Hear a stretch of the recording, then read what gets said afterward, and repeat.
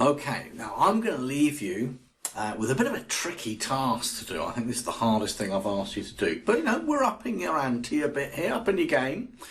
So let's see if you can solve this one. Now, the problem that I have at the moment is that if the three balls get to the bottom of the screen, they just stick there. And to be honest with you, the whole point of this game is you get a point for keeping the ball up, but maybe when the ball gets to the bottom of the screen, you should lose some points and then the ball goes back to the top of the screen and drops from the top again. So I think that kind of works as a game. But how do we do that? Now, here's the thing.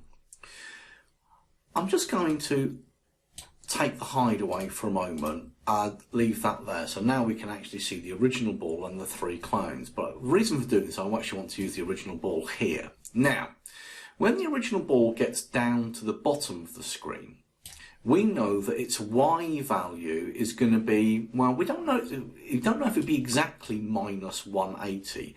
But as the ball is only moving in steps of 4, we do know that when it gets to the bottom of the screen, its Y value must be, well, I won't get too complex, but it's going to, let me stop the game for a second because those three balls can keep moving as I keep moving my head and hands in front of a video camera that you can't see. Does that make sense? Maybe not. Anyway, look, let's focus on this ball. We know that the Y position of this ball is going to be certainly less than minus 170. I mean, minus 170 would be around about there. So when the ball gets to the right down the bottom, we know that it's going to be less than minus 170. So what we really want to do is say to the ball, look, or say to the clones of the ball, which is in here, of course, we know that if you sense a video motion, then go up and change your score. But if your Y position is less than 170, then take 5 off the score and go back to the top. So my little tip that I'm going to give you, break this apart and break that apart, is I'm going to duplicate that and put that down there. Then I'm going to put this back together again. So inside this if, we have, well, so not inside this if, inside the forever, the ball is either going to be dropping by 4, or if something moves on it, then it's going to go up by 100 and change the score by 1.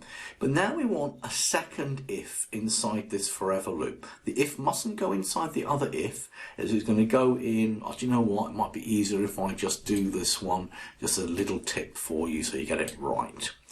We want another if, an if that says if the Y position is less than 170, then change the score by, I don't know, minus 5, and then go back to the beginning and start to drop again. That's your task. That's all I'm going to give you. And you're probably thinking, well, how do I do the Y position of the... Well, why don't you have a dig around in some of the blocks? I would perhaps start with the motion blocks and see if there's anything in there when you scroll. All you've got to do is scroll through them using this bar here. Is there anything in there about the Y position? Well, there is. You just need to go and find it.